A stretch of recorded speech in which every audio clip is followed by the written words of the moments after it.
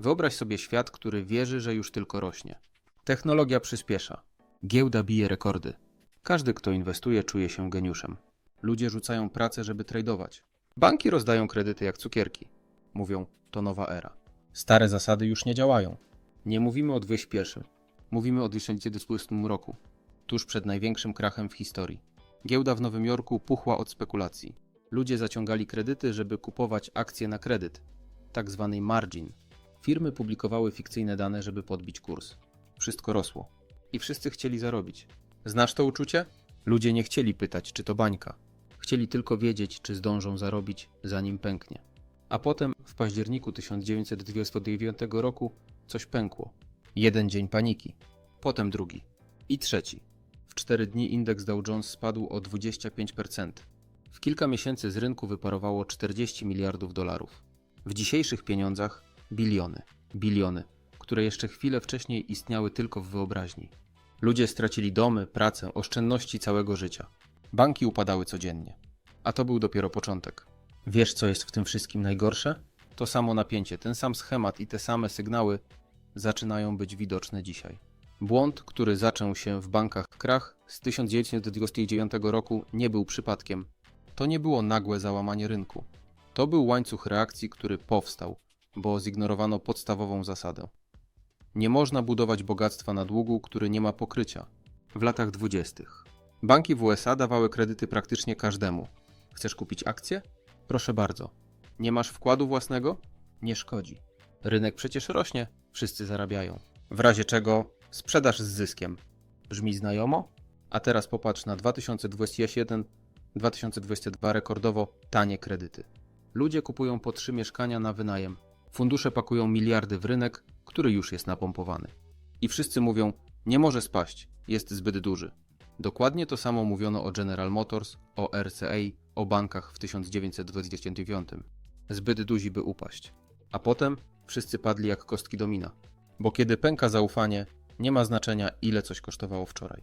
Liczy się tylko, czy ktoś to jeszcze dziś kupi. I właśnie tu leży sedno największego błędu. Zamieniliśmy wartość na spekulację. Kapitał na kredyt. Stabilność na wzrost za wszelką cenę. I tak jak wtedy, tak i dziś. Rynki nie potrzebują już wielkiego wybuchu. Wystarczy iskra. Panika. Kilka dni spadków. I wszystko leci w dół szybciej, niż jesteś w stanie kliknąć sprzedaj. Wielki kryzys nie zniszczył świata dlatego, że spadła giełda. Zniszczył, bo ludzie przestali sobie ufać. To było jak domino, którego nikt nie mógł zatrzymać. Ludzie wycofywali pieniądze z banków. Banki przestawały pożyczać innym bankom. Firmy przestawały wypłacać pensje. I nagle nikt już nikomu nie wierzył. Bo każdy bał się, że zostanie ostatni przy stole. Zaufanie to kręgosłup gospodarki. Ale tego nie zobaczysz w żadnym wykresie. Nie pokazują tego media. Nie widać go na dashboardzie giełdy. A mimo to właśnie utratą zaufania zaczyna się każdy poważny kryzys. I teraz posłuchaj uważnie. Bo dzisiaj, w 2025, ten sam proces już się rozpoczął. Antim się nie rozpoczął. Ludzie nie wierzą politykom. Nie wierzą bankom. Nie wierzą mediom. A coraz częściej nie wierzą nawet sobie nawzajem. Zaczynają wypłacać pieniądze. Kupują złoto. Trzymają gotówkę pod poduszką. Szukają schronienia. To nie jest jeszcze panika. To jest cisza przed burzą. I właśnie dlatego historia z 1929 może się powtórzyć nie wtedy, gdy indeksy spadną o 20%. Tylko wtedy, gdy wszyscy nagle poczują, nikomu nie mogę już ufać. Bo bez zaufania nie ma handlu. Nie ma współpracy. Nie ma przyszłości. Wielki kryzys zniszczył miliony istnień, ale nie wszystkich. Niektórym udało się nie tylko przetrwać, ale też się wzbogacić. I nie, to nie byli tylko spekulanci z Wall Street. Ci, którzy wyszli z tego cało, mieli jedną wspólną cechę. Gotowy plan na czarne scenariusze. To byli właściciele ziemi. Ci, którzy mieli realne aktywa. Gospodarstwa, nieruchomości, surowce. Ludzie z dostępem do gotówki, która nie była dźwignią, tylko rezerwą. I ci, którzy inwestowali w to, co daje realną wartość, nie w obietnice. Podczas gdy wszyscy wyprzedawali się za bezcen, oni kupowali ziemię, budynki, udziały, które po kilku latach były warte fortunę. Bo kryzys nie niszczy wszystkiego. On przesuwa własność. Z rąk słabych do rąk przygotowanych. I teraz popatrz na dzisiejszy świat.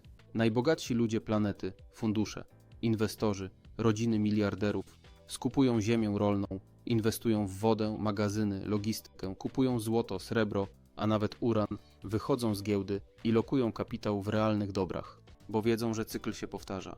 I że gdy wszyscy stracą, ci z aktywami będą ustalać nowe zasady. Prawda jest brutalna. Kryzysy tworzą nowe elity. Pytanie nie brzmi, czy to się wydarzy. Pytanie brzmi, dla kogo będzie to szansa, a dla kogo koniec. Fałszywe ratunki. Kiedy państwo dolewa benzyny do pożaru w 1930 roku, kiedy rynek już płonął, rządy i banki centralne zaczęły działać. Ale zamiast ugasić ogień, tylko go rozdmuchały. Zamiast wstrzymać panikę, podnieśli podatki. Zamiast wspierać inwestycje, ograniczyli wydatki publiczne. Zamiast chronić ludzi, ratowali instytucje, które same doprowadziły do bańki. Brzmi znajomo? Dziś mamy nowe narzędzia. Dodruk pieniądza, obniżki stóp procentowych, rządowe dopłaty, programy, tarcze antykryzysowe. Tylko że to nie są leki. To morfina. Znieczulają, ale nie leczą. Dodruk pieniędzy w czasie pandemii w 2020 roku był historyczny. Ale 3 lata później ludzie płacą za to w sklepach. Inflacja, drożyzna, zerwane łańcuchy dostaw. I dokładnie tak samo było po 2029. Im więcej państwo ratowało, tym dłużej trwał kryzys. Bo rynek nie potrzebuje fałszywej nadziei. Rynek potrzebuje prawdy, przejrzystości i resetu. A gdy się tego nie daje, rośnie tylko nieufność. A z nią kolejna fala paniki. W 2025 jesteśmy znów w tym samym punkcie. Rządy próbują utrzymać stabilność, ale coraz częściej robią to, dodając ciężar do już i tak przeciążonego systemu. I może właśnie w tym tkwi największy błąd. Próba ocalenia starego świata, kosztem przyszłości. Czy dziś jesteśmy bezpieczniejsi? A może tylko tak nam się wydaje? Wielu mówi, to nie 2029. Dziś mamy technologię, mamy banki centralne, mamy dane w czasie rzeczywistym. Pytanie tylko, czy to wszystko nas chroni, czy tylko szybciej pokazuje, jak bardzo jesteśmy bezbronni? W 1929 panika rozprzestrzeniała się przez gazety. Dziś wystarczy jeden tweet, jeden wiralowy filmik, jeden news z TikToka. W 2029 ludzie stali w kolejce do banku. Dziś wycofują pieniądze jednym kliknięciem. System jest szybszy, ale to znaczy też, że szybciej się rozpada. Giełda może stracić 20% w godzinę. Kryptowaluty mogą spaść o 40% w jeden wieczór. Bank może zamrozić Twoje środki w sekundzie. Mamy pozory bezpieczeństwa, ale bazujemy na cyfrowych liczbach, które znikają szybciej niż kiedykolwiek wcześniej w historii. I teraz najważniejsze pytanie. Czy system, który działa tylko wtedy, gdy wszyscy wierzą w cyfry, jest naprawdę stabilny? Bo może największym błędem nie jest to, że się powtarzamy. Może największym błędem jest to, że myślimy, że to się już nie może wydarzyć. Ale historia pokazuje. Gdy tylko tak zaczynamy myśleć, właśnie wtedy wszystko zaczyna się od nowa. Największa lekcja, której ludzie wciąż nie chcą zrozumieć. Wiesz, co było najbardziej przerażające w 1929 roku? Nie sam krach, nie liczby, nie upadek giełdy, tylko to, jak bardzo ludzie byli zaskoczeni. Nikt nie widział tego, co nadchodzi, mimo że wszystkie sygnały były na stole. Ignorowali je, bo nie pasowały do narracji o wiecznym wzroście. Wiesz, co jest najbardziej przerażające w 2025? Dokładnie to samo. Dzisiaj mamy dostęp do danych, których nikt nie miał 100 lat temu. Mamy narzędzia, modele, AI, analizy w czasie rzeczywistym. A mimo to większość ludzi i tak nie jest gotowa. Bo nie chodzi o brak informacji. Chodzi o brak odwagi, żeby na nie zareagować. Fakty, o których nikt nie mówi. 60% Amerykanów nie ma nawet $1000 oszczędności. Ponad 90% pieniędzy w obiegu to dług, nie gotówka. 10 największych funduszy kontroluje dziś więcej aktywów niż całe gospodarki państw. W ciągu ostatnich 3 lat dodrukowano więcej pieniędzy niż przez całą poprzednią dekadę. To nie są abstrakcyjne liczby. To bomby z opóźnionym zapłonem. A kiedy w końcu wybuchną, nie będzie ostrzeżenia. Co możesz zrobić? Nie musisz być traderem. Nie musisz mieć milionów. Ale możesz zacząć uczyć się, jak działa system finansowy. Obserwować, kiedy inni przestają ufać liczbom, mieć plan awaryjny, aktywa realne, płynność, wiedzę. To nie jest panika. To świadomość. Bo historia nie czeka na zgodę. Ona po prostu się powtarza. Tylko pytanie brzmi, czy tym razem będziesz przygotowany, czy znowu zaskoczony? Co nam mówią, a czego nie powinniśmy ignorować? Oficjalna narracja mówi, inflacja spada, bezrobocie niskie, rynek się stabilizuje. Ale to tylko połowa prawdy. Prawdziwy kryzys nie zaczyna się w danych. Zaczyna się w kuchni, w portfelu, w emocjach zwykłych ludzi, którzy przestają wierzyć, że jutro będzie lepiej. Popatrz na to. W 1928 roku największe spółki ogłaszały rekordowe zyski. W 2021 roku to samo. A potem w obu przypadkach nastąpiła seria cichych zwolnień. W 2009 ludzie inwestowali oszczędności życia w rynek, którego nie rozumieli. Dziś robią to samo z krypto, AI, akcjami technologii, bo wszyscy to robią. W 1930 roku mówiło się, to tylko korekta, wszystko wróci do normy. Dziś słyszymy, to przejściowe, inflacja zaraz się ustabilizuje. W 2020 roku 80% pieniędzy w gospodarce USA powstało w ciągu ostatnich 5 lat.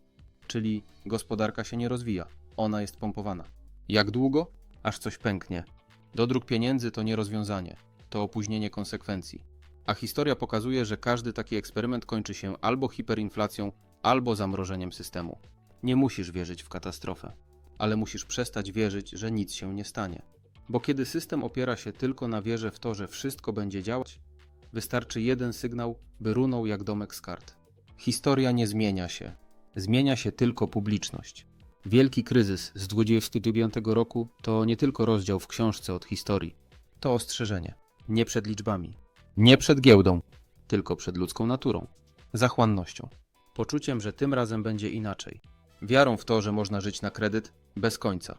W 2020 świat wygląda inaczej. Mamy inne narzędzia, inne media, inne dane. Ale te same emocje. Ten sam lęk. Ten sam błąd. Myślenie, że wszystko rośnie wiecznie. Ale to właśnie ci, którzy wyciągają wnioski z historii, którzy widzą schematy, zanim zrobi to tłum, to oni wychodzą z kryzysów silniejsi. Bo wiesz, czego nie uczą w szkole? Że każdy kryzys to transfer majątku. Że bogaci nie czekają na sygnał w telewizji. Oni już mają gotowe plany. Że panika to moment, w którym system oddaje wszystko za pół ceny. Pytanie nie brzmi, czy 1929 się powtórzy, bo on już się powtarza. W innej wersji. W nowej oprawie. Pytanie brzmi, czy będziesz ofiarą tej historii, czy jej beneficjentem? Bo w tej grze nie wygrywa ten, kto zarobi najwięcej. Wygrywa ten, kto wie, kiedy nie powtarzać cudzych błędów. Jeśli ten film dał ci do myślenia, daj łapkę w górę. To dla ciebie jedno kliknięcie, a dla mnie sygnał, że warto robić takie materiały dalej. Zostaw komentarz. Czy twoim zdaniem świat naprawdę powtarza błąd z 1925? A może dziś jesteśmy mądrzejsi? Najciekawsze odpowiedzi przypinam na górze. I jeśli jeszcze tego nie zrobiłeś, zasubskrybuj kanał.